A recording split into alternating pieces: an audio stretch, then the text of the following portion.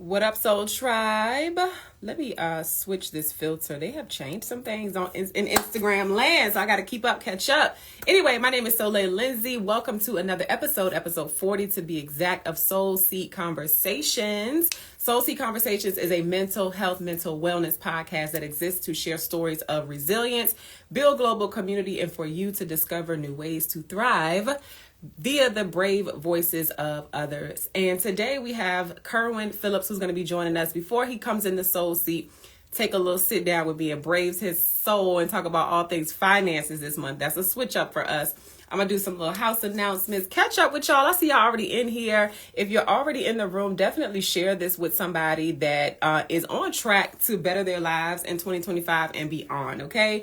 Like I said, this month is going to be a little bit different. If you don't know who I am, my name is Soliel Lindsey. I'm your host of Soul Seat Conversations and also the owner of Soul Rise Essentials, where we create and sell merchandise for resilient humans on the grow. That includes your little ones as well. So head to our website, soulriseessentials.com. That's SOL riseessentials.com to see our merch. We got t-shirts, hats, hoodies, jewelry, accessories, posters. As you can see, I have my beautiful mental wellness manifesto poster behind me. A great way to kick off your new year by prioritizing your mental health. Okay, so we are community. The Soul Tribe family is a community that I'm curating all around the world to build community around self-development, mental health, and most of all, mental wellness, okay? You're going to have some good days, some bad days. You're going to ebb, you're going to flow. But as long as you have, this is my personal belief, community that's like-minded, also doing the same thing, trying to improve themselves, I feel like you can get through just about anything as long as you're not by yourself trying to do it. So that's what we do here if you don't know who we are. My other announcements that I want to make are, even though we're doing this podcast, we're sharing information about mental health, mental wellness, resilient stories. We are not trained professionals in the area of mental health. And so anything that you hear today, even related to finance, because that's something different that we're doing today, we are not treating, diagnosing, anything. This is for entertainment purposes only. So take what you hear with a grain of salt and just know that we are thrivers and people sharing our lived experiences. Okay. So you can find this episode and all others on YouTube. Just type in either Soul Seat Conversations, that's SOL Seat and then Conversations, or you can just type in Soul Rise Essentials on YouTube and our podcast will pull up. If you have a personal mental health or a wellness story to share or resilient story to share, we would absolutely love to hear from you. You can email us at mystory@soulriseessentials.com. We'll make sure it's a good fit, do a pre-interview, and get you scheduled. We do this once a month. Again, today is episode 40, and we have been doing this thing for a while, y'all. It's once a month because I'm a solo mom, single mompreneur, and I know what I got time for, and this is what I've been able to commit to, and it's been working really, really well. So shout out to y'all for just keeping this thing going, growing, for sharing your stories, and how you feel about the guests that we bring on, just for telling other people. And some of y'all come back every single month. So it is my pleasure to create this platform for you all and have y'all enjoy it so much. Shout out to Barrington all the way from Florida. He is a faithful supporter and supporter of this brand and also my podcast as well. So I think that's it, y'all. Happy New Year. Happy 2025. It is really good to see y'all and to be seen.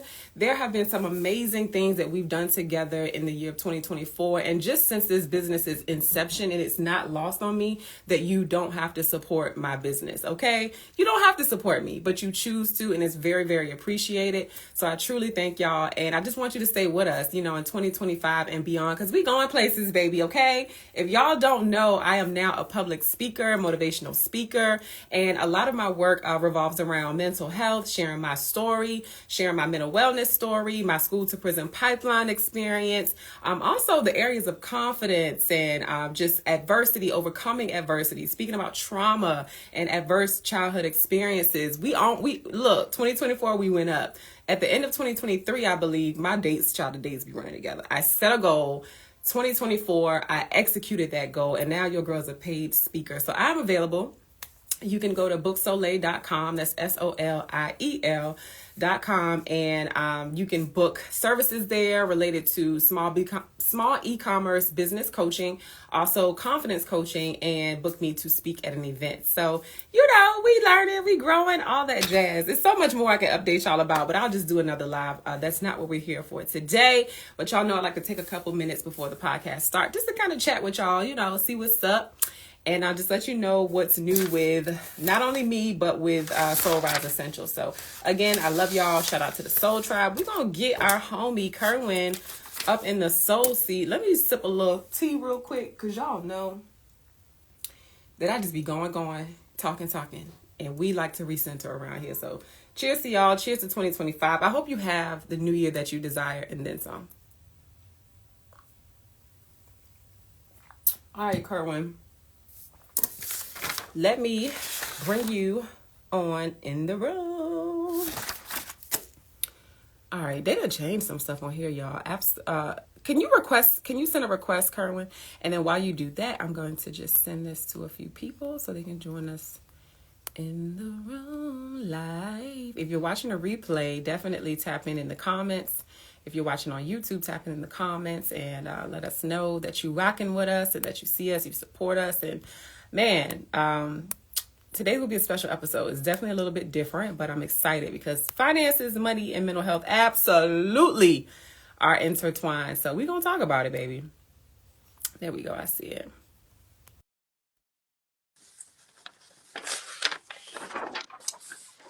We are one. That song stuck in my head. I made a reel and I posted a reel with that song. What's up, Kerwyn? Hey, what's going on? How are you today? I'm well. How about yourself? I can't complain. I'm excited because we get to chat today. I've been knowing you for a very long time. I don't know when we met, but it's a pleasure for you to say yes for me inviting you on the podcast. Truly appreciate that. So welcome to the Soul Seat. Well, thank you for having me. Yes. So tell the people, for the people who don't know you, who you are and what you do. All right, cool. But real quick, before I go into that, I got to shout you out for the branding that you got going on. What I see is the logo all around you. You see it? So, of course. Look, thank you. I see it. Yeah. So, who I am? Who am I? My name is Kerwyn Phillip. I'm a finance literacy advocate. I wrote a book several years ago called Malik's First Job: Financial Principles for Teens. It's a book that I wrote to help teach young people the basics of financial literacy. After I wrote the book, I later on started the Malik's First Job podcast, initially as a platform to help promote the book, but on the podcast to discuss leadership, entrepreneurship, and financial literacy. In addition, I'm also part of a nonprofit organization called the Youth Business Exchange, where we host the annual Richmond Children's Business Fair, which is a platform that supports youth entrepreneurs.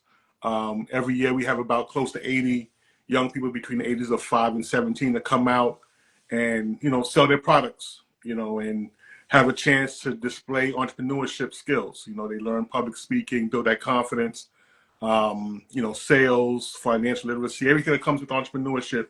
Mm-hmm. The young people get to experience, during that event. So I love that. Well, thank you for sharing that. My number one question that sticks out when I hear all of that is why? Why do you do what you do? Why do I do what I do? Because I think it's everyone's responsibility to kind of give back. I was raised up during a time where it was each one teach mm-hmm. one, right? When you know certain information, it's your responsibility and your duty to share it with others, right? There's no purpose in learning all this information and having all these experiences if you can't help the next person come up along the way. So that's why, I do what I do. I love that. And it's the second time I've actually heard that in 1 week about the generation that you come from, being that each one teach one. There was somebody that I was introduced to, a complete stranger, and it was a service for my son, and I was expecting to pay some money for it. He was like, where I come from, he was like, people didn't charge my mom to teach me what I know. And so he was like, I'm paying it forward, man. So with community, it's our responsibility to take care of each other, whether that be in resources, knowledge, discipline, education. Right. So I love to hear that that's still a thing and it's still moving forward. And I'm going to continue practicing that myself. Are you considered a millennial or are you in a different age group? I don't even keep up with all these different titles. I was born in the '70s, so whatever Okay. category people put that in, that's where I'm at. Okay. The reason I ask is because I know between generations, certain concepts start to get lost, but Yeah, I'm a old soul, and so I still truly believe in that concept. So it's yeah. nice to hear that you do as well and you paying it forward. So I have a couple of different segments on the podcast, Okay. and the first one that I like to start off with, because it is a mental health podcast, and I'm going to talk about why we are discussing finances in a little bit, but the first segment I like to ask is, how's your mental health? And on a scale from 1 to 5, just rate yourself. 1 being like, I could be doing a lot better. 5 being like, I feel like I'm good. I'm on top of the world. So where are you at? Yeah, I think I'm like about like 4.5. I think I'm in a good space, and everything is not perfect. I don't think anybody's life is perfect. So there's always that room for improvement of things that can kind of not to set you off, but just life is life. But at the same Listen. time, just learn how to manage through it. Yeah. So you're not from Richmond, but you're based in Richmond right now, right? Yes, ma'am. Okay. So with all of that being said, were you affected by the whole water outage? Not Not water really. outage, but the contamination and the advisory and all that stuff. Yeah, because well, I live in Henrico, so or like on the west side, the western part of Henrico, so I wasn't really impacted. Like I didn't have no water issues. Mm-hmm. Only when they issued the water advisory, was when I had to kind of boil water, and just be mindful of consumption. At that point, I had to go running to the store and buy some water. Yeah. And by that time, all the water was gone, so my son had to go to one of the stations and pick up a case, to hold us down for a couple of days. And speaking of community, it was nice to see, whatever county or city district you live in, just pull together and get resources. So Yeah. community is going to keep coming up a lot. And I like that you shared that. I'm happy to hear that you at a 4.5. I always kind of rate myself as well today. I'm actually feeling really good. I'm on day 14 or 15 of a fast that I'm doing.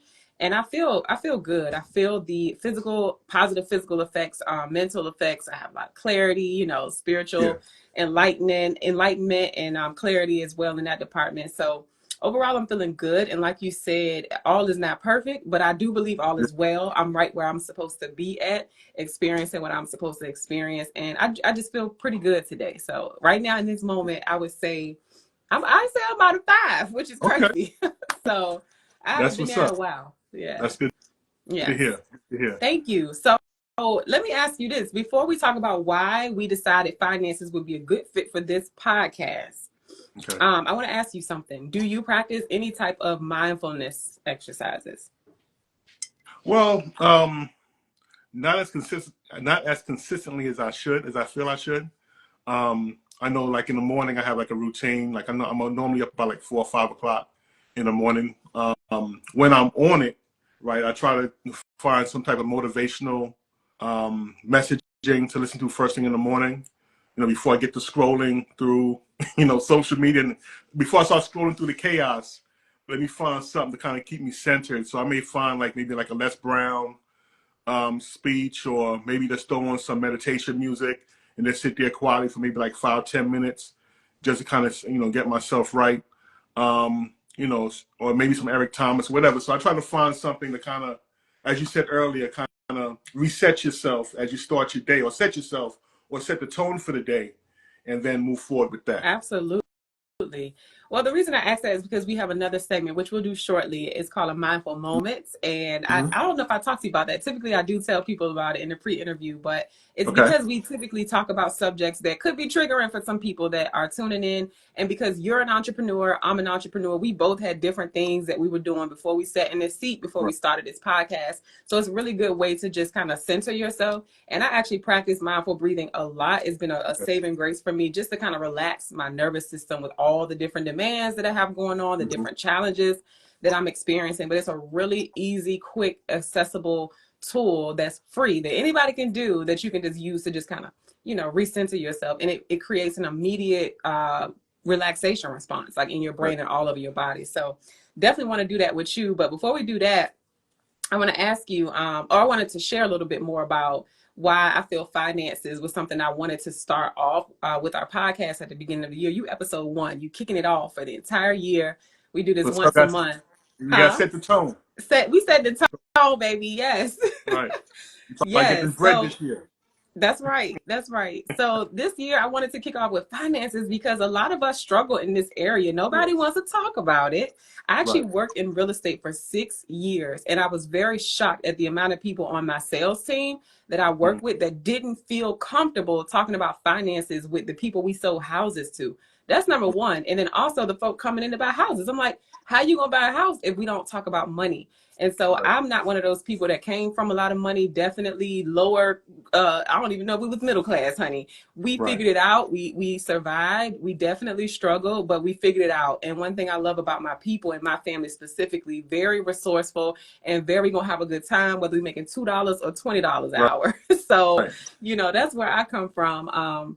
But I do know and I recognize that lack of finances and lack of planning around finances, lack of discipline around finances really creates a lot of mental stress. And Yeah. sometimes we bring that stress on ourselves. And so there are a lot of different barriers, systemic things, things that have set us back as Black people to where we starting way behind the start line, and it's harder for us to reach a finish line or a goal and destination. So Right. definitely don't want to minimize that, but I definitely want to start this conversation for the year with this podcast talking about how to get centered more in our finances. And that ultimately, because I mean, you can attest to this. I know people watching can attest to this. When your money is right, you feel good, Oh yeah. Yeah. and Definitely. when your money Definitely. ain't right, baby, it's affecting how you feel, your mood, how you show up, if you show up. So we just gonna be honest about that and Yeah. talk about it today. Yeah. What are your thoughts about that? Yeah. Definitely. Finances definitely has an impact on your mental health. As you just mentioned in the latter part of what you said, is that when you're when you have that, when you have money in your pocket and your bills are paid and everything is straight, you walk with a certain level of confidence, right? Because you don't have everything else that's stressing you out. Because I've been through situations where money wasn't right and you worrying about, okay, well, I need to pay X, Y, and Z. My light's about to get cut off or the phone's about to get cut off. What I'm going to do, how I'm going to manage that, and that takes so much energy to try to figure out. As you're going through it, it's not a good experience. And I think the reason why you mentioned about people are like afraid to talk about finances is because we want to put up a facade. Oftentimes, like we have it all figured out. The same way how people don't want to talk about their mental health, right? You want to put on a mask, right? So that when you walk outside, people think you got it all together, right? And the same thing with finances. We don't want to walk outside or come across as if we don't have it. Yeah. And a lot of people out here fronting, Yeah. trying to keep up with the Joneses. Like you see, okay, well, oh man, a man across the street got a new BMW. I got to keep up with that. Or my friend got the new designer, whatever. On they're wearing the designer jacket or have the designer purse. I don't want to look like I don't fit in, so I want to do the same thing. Right. So a lot of us struggle with that. Just trying to keep up with everybody else, not being realistic with where we are financially. And I think it's very important for us to have this conversation because it's 2025. We're in that there's a whole new financial revolution taking place where people are becoming more aware Yeah. of financial literacy. There's a lot of conversation around it now that wasn't taking place in the past. I think we've seen what happened historically, and people are starting to take a stand and say, we need to do something different for ourselves and our children if we intend to move forward, in a positive and progressive Yeah. way. For sure. And there's so many new tools, including like digital currency and even just the internet in general, where you can sit on your butt, even if whether you're able bodied or not, and make money. So, it's not one of those, it's not lost on me that people just don't know about these things. And it's not lost on me that sometimes stuff just be happening in life. Sometimes it's not a result of something you did. I know people, and I'm sure you do as well, that Right. folks was using their name when they was a kid to put lights in their names and Oh yeah. cars and so it's not a personal attack, because sometimes people are just in situations where they just it ain't even their fault. Right. Sometimes you go through separation, divorce, and things get out of whack. So definitely want to be cognizant of all those different types of scenarios. But we just here to shed light on how finances can affect your mental, and also how you can turn that thing around, and just some tips. I know you have a lot of things that you probably want to share. So before we get into that, like some storytelling, your background, all of that, let's practice what I call box breathing. And Okay. it's also called square breathing. So very simple concept that I personally use here on the podcast and at home. It's just breathing in for 4 counts, inhaling, holding it for 4, and then exhaling for 4. And then we do that 4 times. It's really, really, really simple. Okay. So just, get relaxed and go ahead and close your eyes for me. And I'll count us off. Inhale for 4, 3, 2, 1, and hold. 3, 2, 1. Exhale. 3, 2, 1. We're going to do that again. Inhale for 4. And hold. Relax and exhale. Inhale. And hold. Exhale. And this is our last one. Inhale for 4. Hold. And exhale. I love doing that. It's like a instant automatic reset. If you do it right and slowly enough, like it just makes you feel really good. How do you feel? Feel good. Feel good. People don't realize how much breathing, impacts, your, like say, your mental and your physical health as well. Being able to exchange that oxygen and the carbon dioxide and, breathing in the breath of life, it's very important, That's So, right. Absolutely. so, Yes. having that Well, thank you for doing discipline to be mindful of how you breathe in and out, it can have major impacts on your health. Yes. I actually just finished reading this book called Black Girls Breathing, and she shared different breathing techniques. And, I used to hear when I was younger, just take a deep breath. I'm like, okay, I am breathing. What you talking about? But the more life you live, the more you understand the importance of slowing down. And like you said, not just breathing, but being mindful and also educating yourself with more tools. Okay, how can I do this? How does this work for me? There's a lot of different breathing techniques out there. And box breathing is just one, and I really like it. So thank you for sharing that science. I see you dropped that science on us just now. I know a little something. I see. Well, let's get into it. So tell us about like young Kerwyn. First of all, where does that name come from? It's a name. My mother, I think she got out of a book. It's actually of Irish origin. It means little black boy. Really? Yeah. Because when you said Irish, I'm like, well, why she named him an Irish name, but it means little black boy? Yeah, she got out of a book. Okay. So yeah. I love that. Well, tell us about little Kerwyn. Where'd you grow up? Because I know the folks hear that accent that you got. Yeah, so I grew up in Brooklyn, New York. In the 80s, early 90s. 2-family household. Grew up in a community environment. At the time in the 80s, when we grew up, the neighborhood was a community. Everybody pretty much came up together. The neighborhood, everybody, like, you knew your neighbor. The time when, if I was outside cutting up, the next door neighbor could discipline me, and then tell my mother or tell my father. Then I get another discipline when I get to the house. So everybody knew each other, right? And everybody came up together. Everybody looked out for each other as well. So that's like my foundation. You speak about why I do what I do, because that's how I was raised, right? The older guys on the block looked out for the younger kids. Like I always tell people, when they ask, there was 2 communities or 2 groups that the older guys on the block looked out for. It was the elders as well as the kids, right? If you saw Miss Johnson or Miss Brown coming down the block with groceries, everybody stopped what they was doing and helped to bring her groceries to the house. If he was outside playing loud music, playing some hip hop and some stuff on, and we see somebody come down the block, we turned it down until they got inside the house. It was a certain level of respect that we had. Like as I was a shorty coming up, older guys made sure we had stuff on the block to kind of entertain us, right? They built a basketball court on an abandoned building, so we could, so in the summertime we won't be out here acting the fool. We'd be over there playing basketball and tiring ourselves out, right? We wouldn't have to go no place else to go play ball, because sometimes if you leave the block, you may get into some beefs with some other kids. There's like, now we gonna keep y'all over here contained. If cats want to come over here and play ball, they can, but this will bring no ruckus over here. This is a peaceful, safe environment, because this was it's a community. Was it like the over the years kind of lost that? Yeah, pretty much. Yeah. Yeah. Exactly, Okay. exactly, right. Yeah, so that's where I grew up. Brownsville, Brooklyn. High school. Went to school in Manhattan. Ended up going to Morgan State afterwards after graduation. Played football. Was pretty good in high school. Could have went to college and played ball. Had a few schools that was recruiting me, but didn't want to go after high school. Didn't want to play after. I kind of saw how political it got. I started seeing certain things I didn't like when talking to coaches and recruiters. So I decided just to kind of leave the football alone and move on into a different direction. Wow. Okay, Yeah. so you now live in Richmond, Virginia. Why Richmond? Because you went to your school is what, in Maryland? Yeah, in Baltimore. Yeah.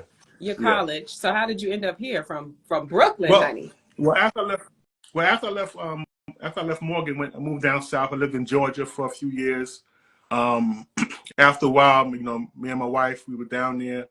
We had children and realized that we didn't have close family in the area, and said, what happened if we had like an emergency and something happened and we need somebody to kind of look out for the kids? There's nobody here to really do that. So we said, well, I didn't want to go back to New York. I said, I could visit New York, but I couldn't live in New York, especially with Yeah. kids. I didn't want to have that stress on me. And she didn't want to go back to Baltimore, but whenever we would go visit, like my parents and coming from Georgia, we'd always stop in Richmond because I have a sister here that went to VCU, so she kind of made her spot here. So we would always stop at her house, overnight, sleep overnight and continue the trip to New York. So when we made a decision to kind of move further north, we said, well, Richmond is pretty cool because, my sister's there. Our kids can get to know their cousins a little bit more, so on. Be close enough to New York where we can visit, get back down 95. We go to Baltimore, get back down the highway. So we're not too far from where, we want to go. So we said, Richmond is a good spot. Yeah. And we kind of like the area. Okay. So how did you move from football to finance? Ah, well, when I went to Morgan, I was an accounting major. And, so I know a little bit about accounting, even though I think I had maybe one technically accounting position. But I was more so into had entrepreneurs mindset. Always, was out, trying to find different ways, different angles to make some money. But, after, had the finance mindset, but didn't have the financial discipline, right? My early adult years was, didn't manage money correctly, right? So I learned a lot of lessons the hard way. So after years of struggling financially, when I didn't have to, right? If I had known certain information, I would have handled things differently. But it took me years to figure some things out. And then, after I kind of got to a stable place, I said, you know what, I want to be able to teach other kids to do better. Things I wish I had known, when I was younger. And I started doing some workshops here in the Richmond area. I know I was doing some stuff at the Richmond Public Library. We had a book club. And we were using some other books like The Richest Man in Babylon, Rich Dad, Poor Dad. And the kids we had a book club with, they had a hard time connecting with the content because especially in the book, The Richest Man in Babylon, some of the names are hard to pronounce. And so that kind of took away from the lesson because they would always ask questions like, how you pronounce this? What does that mean? How you say this? So I say, you know what, how can I take the same information and package it for our kids? Yeah. So that's what kind of gave birth to Malik's first job. And just, wanted to kind of help kids do better. Because I think if we're able to properly manage our finances, then it kind of helps to resolve a whole lot of other issues we have going on, in society. Like we speak about the systematic issues we have, in this country. If we speak about the spending power we have as a people and so on and so forth. If we're able to have that same mental focus and kind of pool our resources together, a lot of things that we see happen to us in society wouldn't happen to us. Could we be able to take a stance, a firm stance, and really exercise and use that financial power that we really have. But right now we're so unfocused. But before we can get there, we got to first have that individual discipline on how to manage our money. Absolutely. When you were talking, I thought about a story I wanted to share because you said you made a lot of mistakes when you were younger, which we all have and probably still are doing at times. Oh yeah. But when you know better, you do begin to do better. So I've done a lot better. I would never make this mistake again. But I do want to share something that happened to me in my early 20s. I didn't get my license until I was like 20 or 21. And that's because I was getting in trouble in school. And the requirement at the time in the state was that you had to go through a driver's ed class. And the school I was at didn't have driver's ed. Okay. I was at an alternative school. So I had to Okay. wait to get my license, even though I was driving way beyond then. So I bought my first car with cash. I was very disciplined, but I used my grandfather as my bank. I could put deposits in, like, save this money. Let's write it down on the ledger. It didn't take me long at all to save some money to purchase my first car. And I actually saw that money grow so quick. And I was like, man, okay. So I bought my first car. That broke down some years later. And then I had to buy another car. I wanted to do a brand new car. I bought a brand new car, but nobody gave me any guidance other than a dude I was dating at the time who was older than me, who definitely let me make this mistake, which is Right. crazy, but you have to learn for yourself. My second car, the insurance, no, I'm scared to even tell y'all how much the interest rate was. The interest rate was so crazy. It was like 24%. Wow. Which is crazy, but it's only because I didn't have any credit history. I'm young, Right. Man, I will never forget that. And now, like at this age, hearing that interest rate just like blows my mind because the car that Right. I was driving, I could have had a daggone Audi or something, a Right. BMW or something. And I was paying a very significant amount back in those days. Like the car payment I was paying back then will probably get me something real, real, real nice right about now, even in this economy. And Right. so, huge mistake. I paid the car off, never missed a payment. But now that I look back on that, I'm like, nobody really taught me how to do this stuff. And so I love what you're doing because hopefully a lot of kids, especially Black kids, young adults will not be making these really pricey mistakes. Yeah. And so I thought about that, you said you didn't really grow up with that financial education. And one thing I Right. want to highlight about your story specifically that I learned in our pre-interview was that your home, you had two parents in the house. I would love for you to talk Yeah. about that dynamic and also where their what finances look like in your home. Talk more about that. Yeah. So like I said, grew up both parents in the house, and I would say we grew up like in a middle class household. Um, Both parents had decent jobs, decent income. But I think they were financially literate because they had real estate and so on and so Okay. forth. So, but we never had a conversation. Like I think during Mm, that time it wasn't like I think it was kind of like taboo to bring up finances to have that conversation with kids. mm. So even though like I saw, that everything was pretty comfortable. Even the point where like when my father had possibly lost his job at one point in time. Um, I was in private school. My sister was in college, so on. But they were still able to make it happen. I don't know how they made it. They made it happen, but they've had, it still. We didn't really see too much change, Mm. in our lifestyle. But like I said, as I got older, a lot of that wisdom my parents had was never transferred over to me. So when I went out on my own, and of course, being young, you think you got it all figured out. So I think even at the time, if they even tried to share some stuff with me, I probably wasn't ready to Yeah. even receive it, Yeah. because I wanted to be my own man and do my own thing. So that's again how I learned the hard way. And I even have a car story myself because like me and my wife, we had a car that was paid for. And then was having some issues getting it, had some repair issues. So then we decided, we need to go ahead and let's go finance a car, and that kind of threw things for a loop. Because if you go from, being stable, like, you're able to pay your rent, utilities and stuff like that, but now you got a $350 car payment, okay, that kind of takes away from what you had Mm-hmm. before.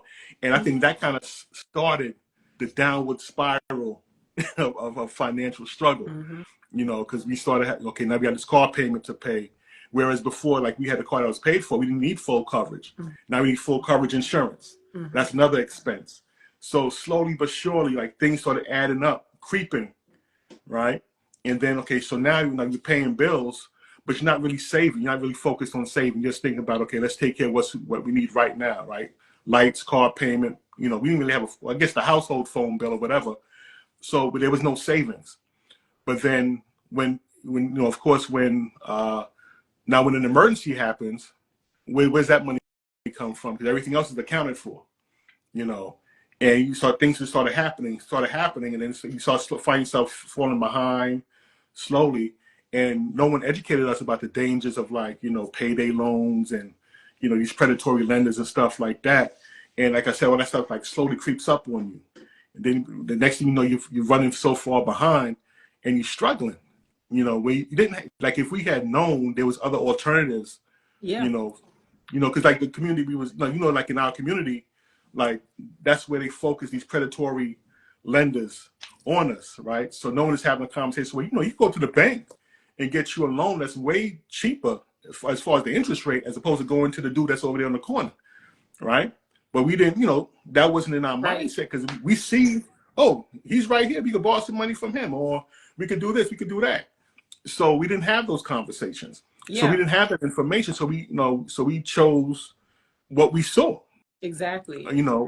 And that kind of set us behind, so far, like I said, and then it took us years to really get out of the hole that we dug ourselves into. And so, we just had to, figure it out. We had some bumps and bruises, some scrapes and scabs and stuff like that. But like I said, after X amount of years, we was able to figure it out. And, now we're, trying to reach back and teach others to do better.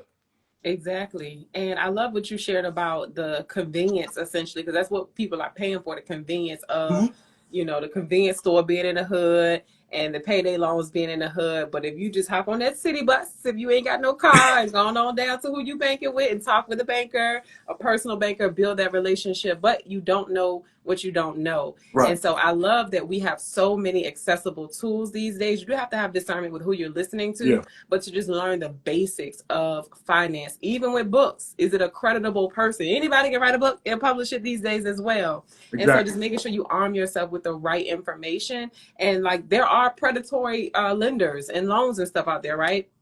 But when you know the information, then you arm yourself with the tools and the discernment to be like, oh yeah, well, I could go there, but I do know that interest rate is crazy expensive. And so let me look at a couple more options before I make this decision. My mom actually called me, which really melted my heart, because I didn't learn financial education from her. I learned how to hustle. I'm gonna give my mom her credit. I learned how to hustle. I learned my work ethic from her. So shout out to mom on that. But she called me recently to help her apply for a loan. And I was like, oh, so it's that each one teach one. And it's not all about well, you're the elder, so you must know, because sometimes they don't know either. Yeah. And so age does not necessarily equate to education in certain areas. So I love that. One thing we really focus on at Soul Rise Essentials is intergenerational conversations. And I really love that. I see Miss Green on here. She is, I believe, in her, I ain't gonna tell her age, but she's a boomer and she loves supporting us and loves coming on these podcasts. So shout out to Mrs. Green.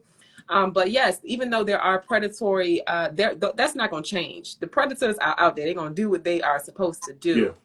But you being someone that is educating people with the information that they need to make sound decisions, I just love that so much, because we do talk about all of the systemic things going on, and they absolutely need to change, and we're going to keep doing the work to make sure that they change, even if we don't see it in this lifetime. But arming yourself with the information that you need to have to make sound decisions. We can't blame nobody for that but ourselves. We have to gain the information and use it and share it. So thank you again for what you're doing. I wanted to ask you another question. How has mental health been a part of your life, if at all, even if it's not a personal story? Talk to me about that, because we touched on earlier how finances and mental health, they definitely go hand in hand. So I would love to hear more about that from a personal experience. Like I said, if when your money's not right, your mind's not right at times, because as you could look this stuff up, as far as data wise, that when let's say a couple is struggling financially, it brings a lot of attention to the relationship. One of the leading causes of divorce is finances, right? And as a man, a man that doesn't want to look like he's struggling. We spoke about it earlier. Don't want to, look like, he doesn't have it all together. And, the argument is that the man's responsibility to take care of the household, so when things are falling behind, you kind of feel a certain, like you fail or you're defeated, Yeah. At times, right? A lot of men struggle with that as well, not being able to provide, for the family. Mm-hmm. Yesterday we was talking, me and some guys were talking last night about the whole child support thing. Mm-hmm. A lot of guys go through that, and being able to financially support your children. Mm-hmm. That's like a whole conversation within itself. But I think for myself, there were times when, I felt down, felt depressed because of my financial situation. But, it was just temporary, right? Because you have a period of time, like you go through cycles where you say, you know what, I don't have it all together, but being here sulking and worrying about it is not going to resolve it. You got to kind of get up and make a decision, say, okay, what am I going to do about it? Right? You got to make a decision. Okay, what's the solution? And how do I work towards that solution? Yeah. That's a part of it, within itself. So I think, times when I've struggled mentally around finances, that, I had kind of, you take your time to feel bad about it for a period, but then you got to bounce back and say, okay, what's the next course of action? I need to make something happen, and that's something that, I just kind of picked up along the way that, you gotta make something happen regardless. You gotta make something shake. Mm-hmm. And you just can't, you can't stay in that mode for too long. You just gotta pick yourself up and move forward and figure something out. Love how you share how you're not bypassing that feeling, because it's a real thing. Yeah. And when you talk about emotions and mental health and just problems in life in general, people have a tendency to feel uncomfortable when you're talking about things that are not so positive. Like, oh, you need to get over that, let it go. It's not always that easy. Honor that space that you in, but don't stay there, because like you said, there's not much you can solve in that state. It has its purpose. Mm-hmm. If you feel in the kind of way, it's alerting you, okay, something needs to change. So I love, especially as a Black man, to hear that you're not bypassing that phase that a lot of us tend to find ourselves in. Yeah. So thank you for sharing that. And let me add on too. It's important to have people in your circle that can see where you at and pick you up. Like I tell my wife a lot of times that she may see me in a certain mood, like, look, come let's go for a walk. Let's do something. Let me see what I can do to kind of pick you up a bit, to kind of get you out that mode and get you refocused on trying to find that solution. So it's very important to have a good circle around you. And sometimes you don't have a physical circle of people that can, within your circumference. So sometimes you may have to find some type of alternative, right? Like, you may find like a motivational speaker to kind of pick you up at times when there's nobody around. You may have somebody, you may listen to a YouTube channel or something like that, or maybe perhaps you just may watch a comedy, right? Mm-hmm. You may, like Eddie Murphy may be your favorite comedian. You may say, let me watch an Eddie Murphy movie to kind of pick me up out of this state, so that I can kind of get, as you said, reset and refocus, and now I'm in a better mood, not to kind of think about a solution, kind of move forward with it. Yeah, and I'm gonna do a little shameless plug, or you can turn on my mental health podcast, Soul Seed Conversations, because the stories that people share, they really help you resonate and be like, you know what, I'm not by myself, even if you're not experiencing the same exact thing. So thank you for sharing that. Shout out to Influencer B. We see you in the comments showing love. We appreciate it.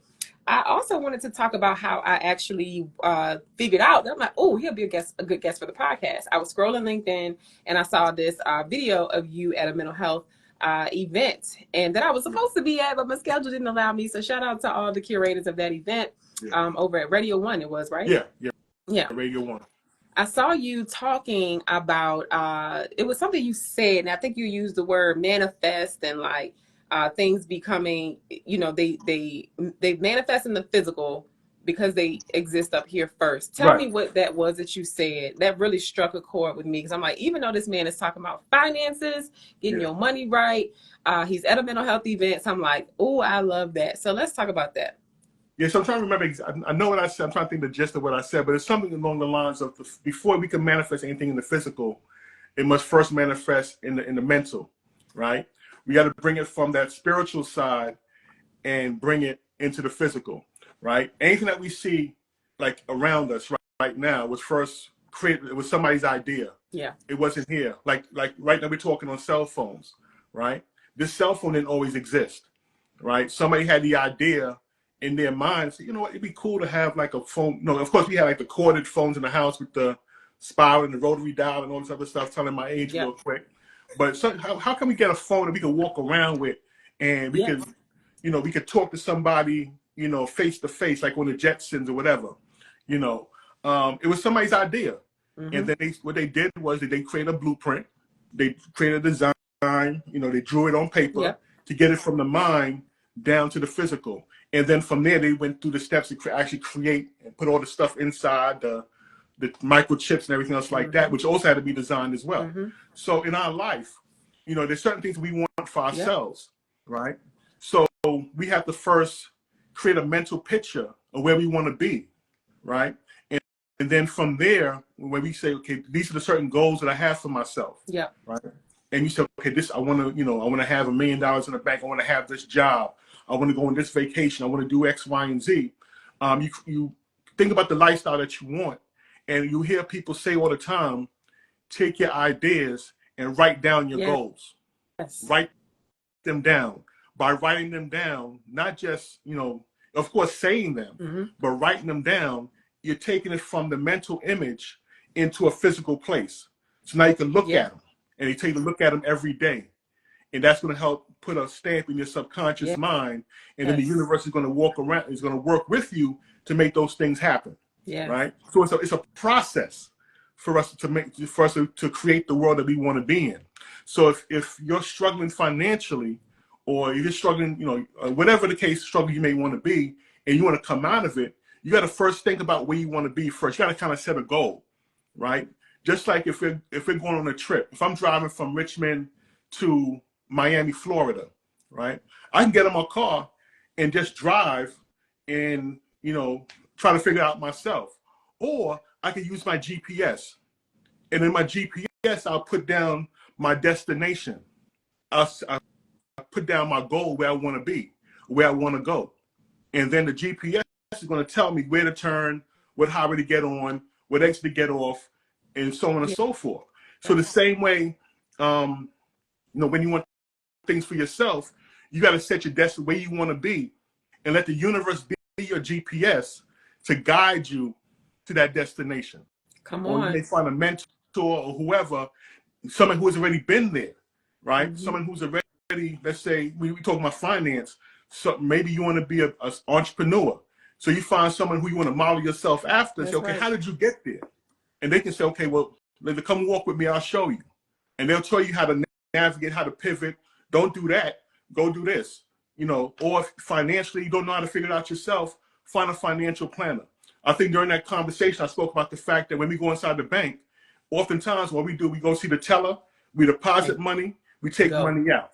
We deposit money, or you don't even go see the teller, we go to the ATM. We put money in, we take money out.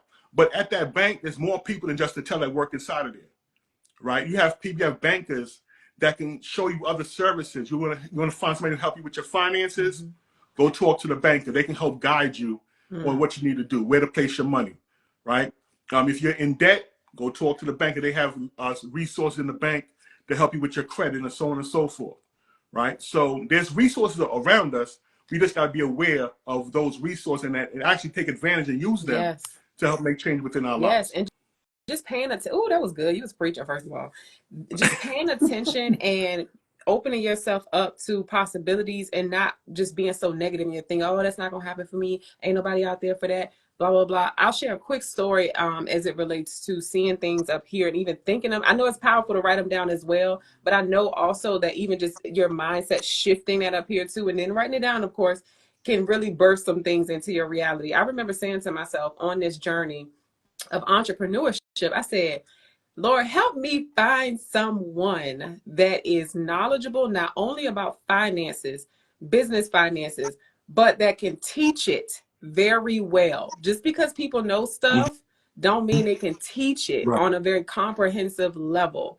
Man, when I tell you, this woman just came out of nowhere through this program that I was in. I'm thinking I'm going to be learning this topic. But then at the end of it, she was very enthusiastic. She Black. She know her shit. She was powerful, like very relatable.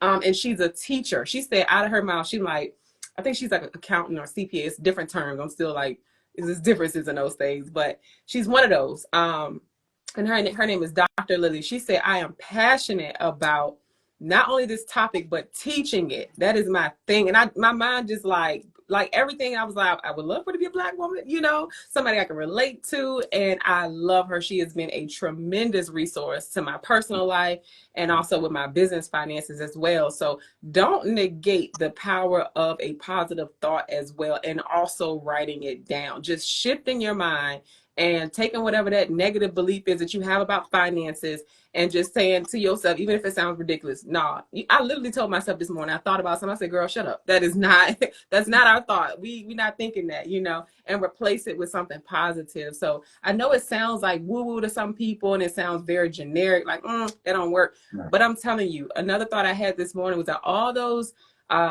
announcements I would hear, like little sayings and colloquialisms on the speaker, like my assistant principal would be like, make it a great day, the choice is yours, like stuff like that. That shit is basic, but it's powerful. So tapping back into the basics and, like you said, putting pen to paper. I learned a very powerful exercise from one of my best friends. She's a writer, and she talked about scripting. And you can utilize this for your finances as well. And it's very simple. Like, it's different from journaling. Journaling, you're just documenting your day, documenting your thoughts, things that may be bothering you, good things, whatever. But scripting is supposed to be something very positive. And it's in relation to what you said, you are scripting out, my name is Soliel, and in 5 years, I will be a successful public speaker. You want to get very specific.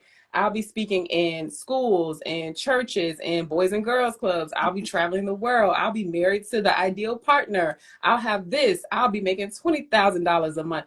Very just go wild with it. But you're speaking about it as if it's already, or I have, not I will have. I have these things. I make $20,000 a month. Like talking about that girl, that guy, as if you already are that girl and that guy is very powerful.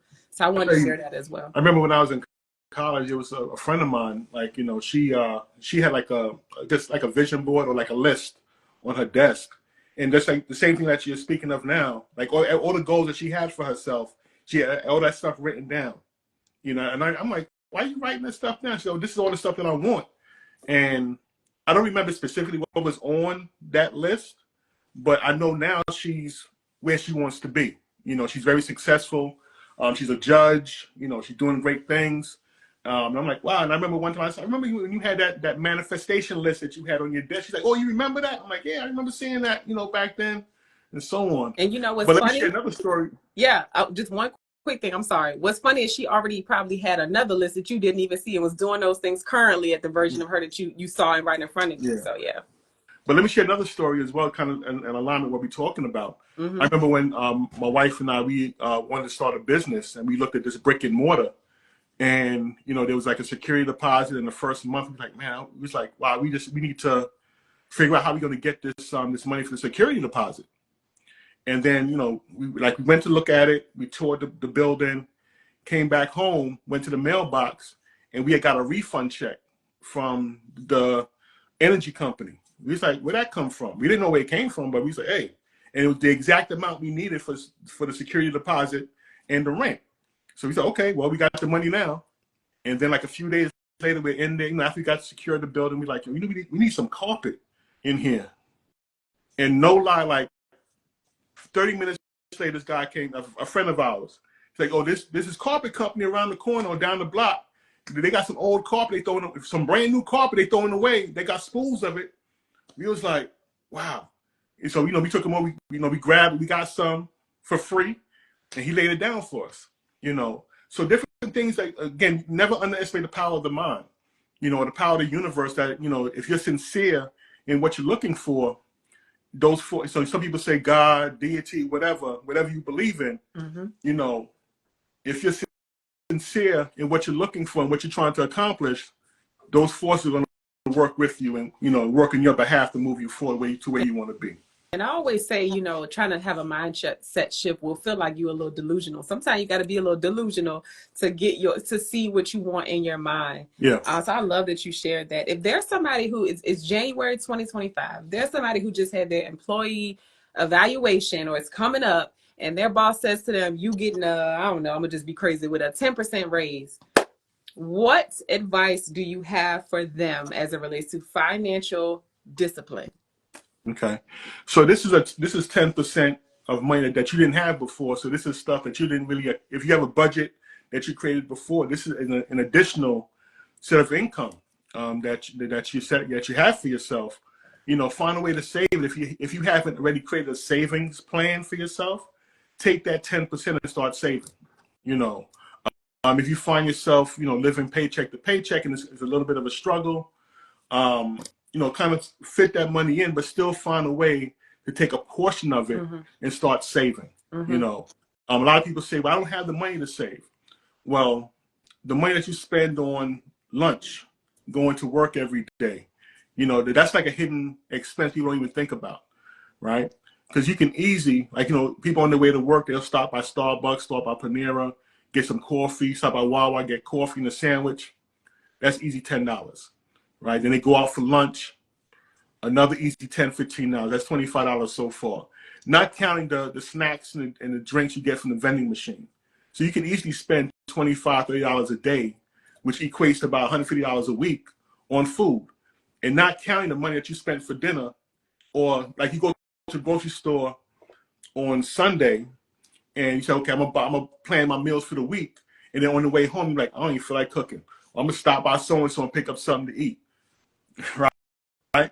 So you have money that you're spending excessively, that if you're focused and disciplined on it, you can take that and kind of, put a plan together and stick to the plan, stick to the discipline, and have money to save. I think the one of the reasons that we're in the space that we're in, right, a lot of us in right now, is that we don't put our money in income generating assets, right? We don't put our money in places where it's going to work for us. We've been so trained to work for money, but not thinking about, okay, how can we get our money working for us, right? Yeah. No one has taught us about, investing in real estate, investing in stocks, and starting a business, right? So these are things that we have to kind of really educate ourselves on, right? People say, well, I don't have enough money to invest in stocks. Well, they have platforms where you could buy partial shares. You could spend $1, right, and get a portion of Apple. Yeah. $5, $5 a week or $5 a paycheck. Just create the habit. And then if you have the habit of when you get some extra money, and as you start seeing that money grow, then you'll be more motivated to put more money in there. That's right. Right? Absolutely.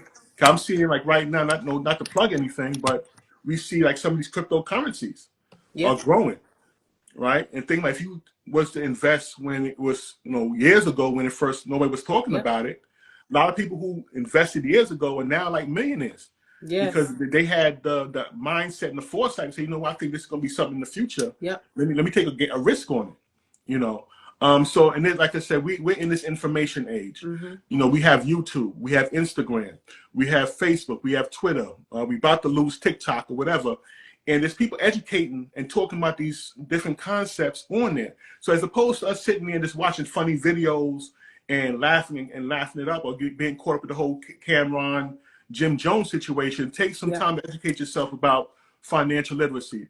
Follow some people who are talking about, positive things and things that are going to help benefit you. Put more money inside your pocket, not get caught up in the nonsense.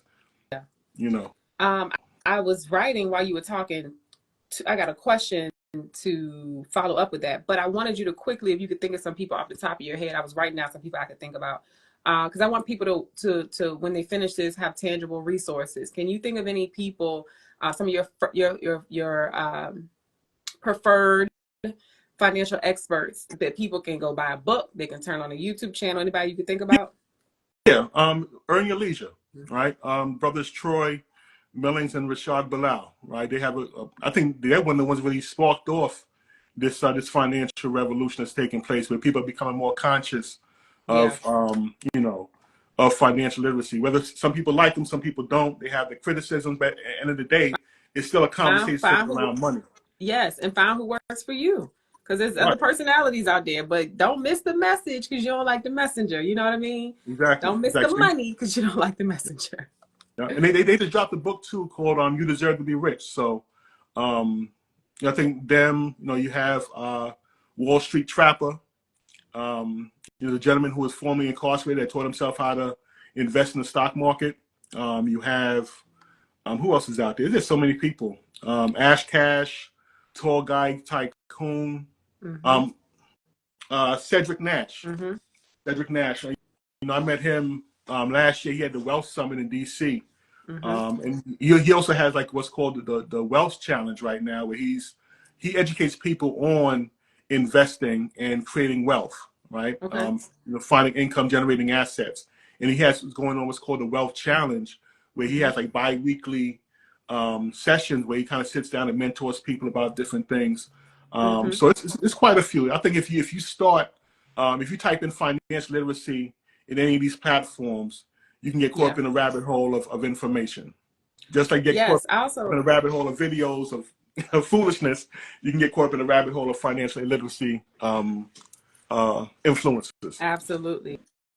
I wanted to share Jen Rogers. I don't know if you ever heard of her, but she has a book that's called You Deserve to Be a Millionaire. Mm-hmm. And it's a really good book, especially for women, Black women. I wanted to share that. But it's just this couple. Do you know them? I have some resources in my Amazon store, some books. So if y'all go to amazon.com/shop/Soliel, Soliel. I have some books in there, and I think their book is in here. It's Kirsten and her husband. I'm forgetting his name. They're a couple. They are really powerful in the finance movement as well. And I'm trying to pull it up. You know who I'm talking about? Young couple too. No. Okay. I will I thought I put it in here, but it's not in here. That's not good. I got it right in there, but I don't want to get up. So anyway, I'll put it in the comments down below, but it's a really good book. So thank you for sharing that. The follow-up question that I wanted to ask you to the person, if they get an increase in pay this year, well, what if they say to you, I want to treat myself? Don't I deserve something nice for my Yeah, well, accomplishments? oh yeah, you can treat yourself to something, but that's are you looking at a short-term thing or something long-term, right? And I think that's an excuse we often make. Like every time we get that extra money, we want to treat ourselves every time, right? So I say, you can treat yourself once. And then once you get over that, now put that money towards something else, something more constructive. Right. Because we all have the urge to want to buy something, right? When we come up into a lump sum of money, okay, well, take a portion of it, feed that urge, and now the rest of it, let's go put it someplace where it's going to grow further. Right. And my thought behind that is like, how much we talking? We talking about, $100, maybe two.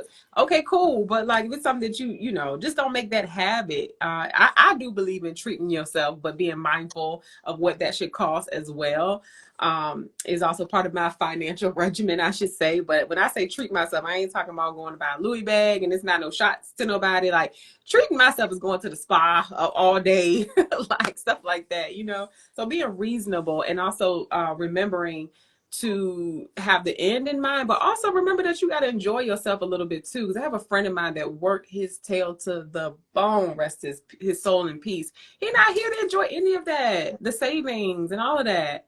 And so that makes me a little sad, So you want to think about the end goal, what that future you looks like, what you want to enjoy, how you want to live, but also budget, like make a line item to budget in a little bit of fun so you can enjoy yourself while you're here.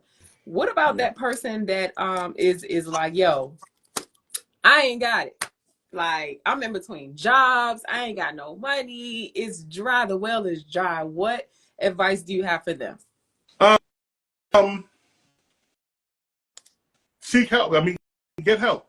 If you feel that your back is against the wall, and you don't have the resources to really do things, perhaps you need somebody to help you with that. Like help you see what you can't see, right? We spoke about going to the bank and seeking out some of these like the bankers there that help to help you figure things out, help you budget and so on. And a lot of these resources are free. And I think that the same way, like leverage on some of these influences online, right? If you don't have nobody in your circle, kind of create your own circle, create like a surrogate circle of people. 'Cause I think oftentimes it's mindset. When we say, "Well, I don't have," you do have, you just don't see it. So help somebody help give you a vision. Or if you don't have it right now, okay, bet. So where do you want to be? What goals do you have? Set some goals for yourself and say, okay, now, okay, well, I want to be able to earn an additional $200 a week. Okay, bet. So what are you going to do to earn an extra $200 a week? And create a plan, right? You can say, okay, well, I'm stuck here and I've fallen and I can't get up, right? And I know Les Brown says, you know, if you fall down and you're on your back, he said if you can look up, you can get up, right? So it's whether or not you want to get up or not. You know, you're going to say, well, I can't do it and I'm stuck here and I want to stay stuck. That's a choice. Look, then you stuck because you said you stuck. Whatever you say is true. You know, whatever you believe is going to be true. It goes back to mindset. Yep. And that's mindset. Yep. You know, so, and you can't help everybody, right? Yeah. Some people that don't want to get help, they want to sit there and just, you know, look for pity and so on. And you got to identify that's okay. Well, you stay there. Let me keep it moving. Because the energy I take trying to help you is that you're not really being too receptive. I can be helping 10 other people that's really ready to move forward with it. Yeah. So, and sometimes that could be, you know, just stubbornness. And then sometimes it really could be a mental health challenge. And to that, I say, as he stated earlier, make sure you're tapping in with your professionals and your support and let them know that you need help so we can overcome that. I also wanted to see what advice you have for entrepreneurs, because you said, you know, you use entrepreneurship as an example to financial independence. And so let's talk about that, because I am a bootstrapping entrepreneur by choice, and maybe that'll change in the future. I've gotten some funding through grants and things like that, but it's been a personal goal of mine to not use outside funding if I don't have to. That doesn't mean I never will, but it's been part of my strategy so far. And so bootstrapping means it's your own money, okay? And so if you don't have it to start to invest, that's not everybody's situation. Whether you have it or not, it's expensive. Whether you're using someone else's money or not, it's expensive. And so I hear people say that a lot, you know, financial independence can come through entrepreneurship. Let's talk more about that and shed like real light on that, what it really looks like. What it really looks like is not all the glitz and glamour you see people show on social media, right? It's not driving big cars and having big houses and stuff like that. The real folks is out here trying to get it. It's just work. You know, people say, well, I don't want to work a full-time job. I want to be a full-time entrepreneur. Okay, well, at your job, you're working 40 hours. If you want to be an entrepreneur, you may be working 80 hours, right? Because unlimited hours. Unlimited hours, right? Because you gotta make this thing grow. Yeah. So it's really an investment of time, of mental resources, and so on. And there's no shame in having a job and being an entrepreneur until that business grows to a level where it's self-sustaining. You know, there's no shame in having a 9-to-5, right?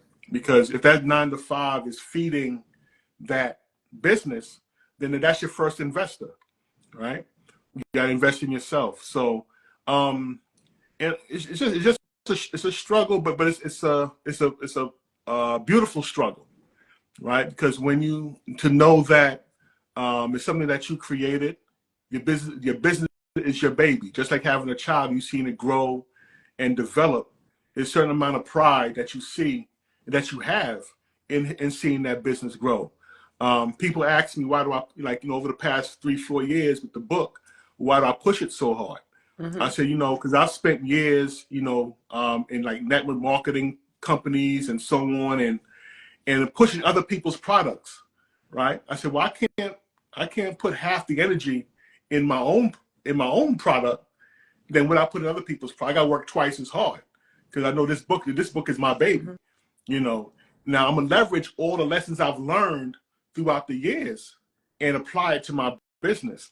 You know, all the guerrilla marketing tactics, all the sales techniques that I learned, and so on and so forth, marketing techniques. You know, I'm gonna use that 2- and 3-fold because now I'm pushing my own product, and this is me. You know, I'm not doing whatever else I was doing before. This is my name on this, so I got to make it happen. So all in all, entrepreneurship is a beautiful struggle. There's nothing like it. It's not for everybody. You know, you're gonna go through mental health roller coaster. It's a roller coaster ride. Some days you up, like, oh yeah, things are beautiful. The next day things are down.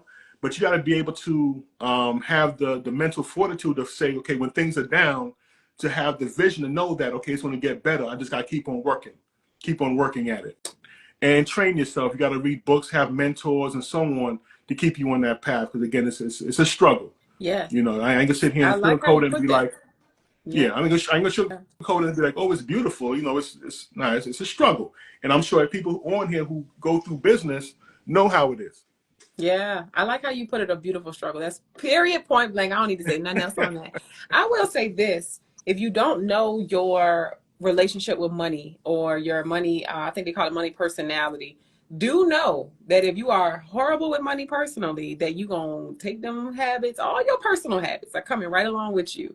And so if business ownership or entrepreneurship is something you want to pursue or you are pursuing, you're having issues like with cash flow and why am I doing this, how am I, you have to learn finances and adopt new habits for your personal finances as well. And even if you hire somebody else to keep your books, to do your taxes, you still have to have a working knowledge of that as well and be mindful of who you are choosing to help you run that part of your business, because it's one of the most vulnerable parts of your business that you're going to put in somebody else's hands if you choose to do that.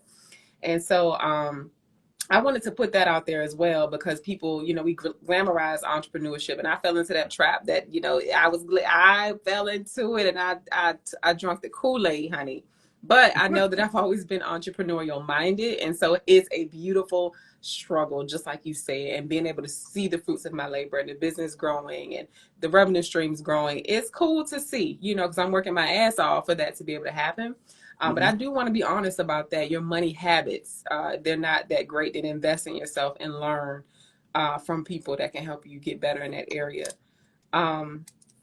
Thank you for answering that. Also, I forgot to mention this when you were giving ideas about or advice to people who may be really struggling, like really feel like they're at rock bottom financially. Get creative. Like ChatGPT, you better utilize it. I know you don't want robots taking over the world and all that stuff, but don't be broke while the robots are taking over the world. Go to ChatGPT and tell GPT, I am great at this. I enjoy doing this. People come to me for this. I have no money and I'm trying to build my income. What quick side hustles should I consider? Boom. Okay. I wanted to talk about that as well. You know, it don't overthink it. When we were younger, you know, and it snowed, little boys was knocking on your door like, can I shovel your snow? Can I cut your grass? When I became a homeowner, I was so thrilled to see these little black boys knocking on my door asking, can they cut my grass? I was like, oh my God, I haven't seen this in so long. So don't underestimate the power of ChatGPT and the power of a quick side hustle. If you are a writer and you have no money, they have people that you can edit things for people. You can edit people's blogs. You can write blogs for people. Entrepreneurs, we need blog articles on our websites. I don't want to write that. I mean, I know ChatGPT can help me too, but if you're doing that, you ain't got no money, and I know you're a friend of mine, you need to call me so I can help put some money in your pocket. You know what I mean? And so just being creative about those natural talents and gifts that you have. Definitely tap into that. And if you don't know what those are, ask your friends, ask your mama, ask your daddy, what am I good at? Think about the things that people constantly compliment you for. That is your gift. So wanted to share that as well. Also, I know we got to get off soon. Malik's first job. Who is Malik? And I love that you chose the blackest name and an ethnic name for your book as well. Let's talk about Malik's first job. Yes. So this is the book right here. You see it. Malik's first job. I have one upstairs for my son when he's of age. We about to start. We're gonna pop that book open next week, actually. Okay, cool. Thank you for supporting it as well. But like I said, when I wrote the book, I was, I had a certain audience in mind. And I knew that the name, like Malik, is not a specific person that I know specifically. But I knew that everybody knows somebody named Malik, right? It's a name that's relatable, that everyone knows within our community. So I wanted to make it, where our kids would want to read it. They could identify with it. It's about a young man working at a sneaker store. Our kids are into sneakers and fashion and stuff like that. So in Brooklyn, the background is Brooklyn, New York, in the urban area. So it's things that our kids can relate to, right? Even when people ask about the language within the book, I say, well, there's some slang in there. There's no cursing or nothing in there, but the language is the way we speak, right? We talk about code switching, right? When I said it. Huh? I said, I'll be telling people you heard what I said when I said it. Just because I ain't say how you think I should. You heard, you know what I said. But go ahead. Yeah. Yeah. So, we do the code switch. When we're at work, we're on the phone, we talk a certain way. But then when we're with our friends, we talk a certain way as well. So Malik is with his friends on the block or whatever. And they're talking in slang, and the book is written with those, with that vernacular in it. Because again, the kids could see that that's how we talk, right? I didn't want to use the King James English, the King James version of Malik's first job. No, because we don't talk like that every day. No. I wouldn't, again, make it where the kids can identify with it and okay, well, this is how me and my friends talk anyway. So it's a language that they can understand. I love that. So where can people purchase the book, and who is it for? You did mention a little bit about your target audience. Yes. So the target audience are young people between the ages of 12 and 17. And what's funny, you mentioned earlier about adults not having this information. A lot of feedback I get from parents is that they bought it for their kids, but they read it themselves and they learned something. So really, it's for everybody, right? Mm-hmm. Any age group, but primarily it's for young people, teenagers between the ages of 12 and 17. And they can get it at maliksfirstjob.com. That's the website.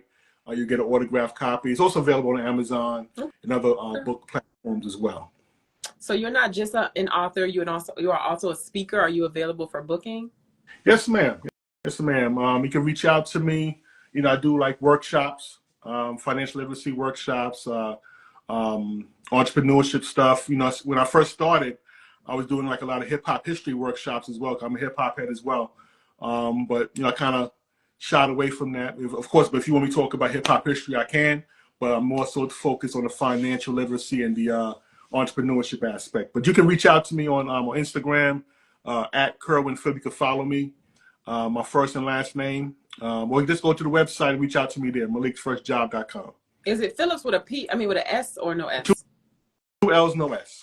Oh, dang. Oh, Lord, I didn't mess it up. It's all good. I saw it. Sorry. Okay, so this has been episode 40. Oh, before we end, I would like to ask you another question. What do you do? And what I mean by that is in order to maintain your mental health, your joy, to maintain your mind state, health up there. So what do you do? What do I do? I do a lot of reading. I read a lot. Spend time with the family. Me and my wife go out, do different things. Nothing major, nothing big. Just any regular stuff. Exercise or I know you said meditation earlier. Yeah. Like in the morning I get up. When I get up in the morning, I may do I'll do it all the time. Mm-hmm. But most mornings I get up, I listen to some, like I said, some soft music or like a motivational message or something like that to get my day started. I love that. Well, make sure you add some mindful breathing to that routine there. Okay. Yes, ma'am. Thank you so much, Kerwyn. You have been a wonderful guest. This has been episode 40 of Soul Seed Conversations, a mental health podcast where we share stories of resilience, build global community, and we also provide ways for you to discover new ways to thrive via the brave voices of others. We even talk about finances, how to kick off 2025, get your mind right so you can see it in your mental space and it be birthed into your physical space. Thank you so much, Kerwyn, and you have an amazing day. You as well. Thank you. Thank you. Bye-bye. All right, y'all. So you just hit that little X up there. There you go. Thank you.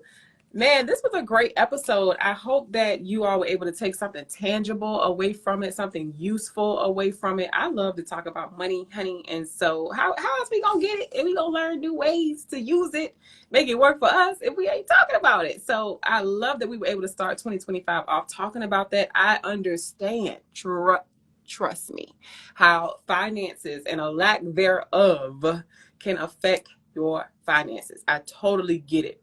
So again, it was my hope that something here shared is helpful for your mental health. You want to learn more about this. If you want us to do more podcasts related to this topic, we definitely can find some other professionals to come on. But Kerwyn is awesome. I hope you guys support his book.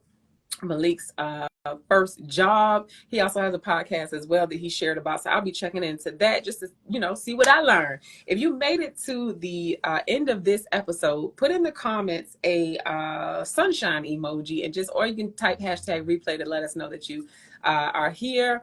Wanted to read a comment from influencer B. I'm living witness that sometimes you do have to do the unthinkable to make connections or opportunities with people or your goals. Absolutely. Be fearless and keep yourself around positive community, just like this one, the Soul Tribe family. If you're not following us already, follow us. Tap into not only this podcast, but all the different things that we're doing over here. Shout out to Resiliently Bold, and shout out to my boy Barrington for always just supporting us, y'all. Share this podcast with somebody. If you learn something, share it with them. Come back if you want to live and put a comment down on the video that's going to live on our Instagram to share what you learned. That way people can scroll the comments and be like, oh, I need to watch this whole thing through. So again, I love y'all. Thank y'all so much for being part of the Soul Tribe family. Remember to mind your mind, honey, and shine your light. I will see y'all next month for episode 41 of Soul Seed Conversations. You can shop Soul Rise Essentials at soulriseessentials.com. SOL riseessentials.com.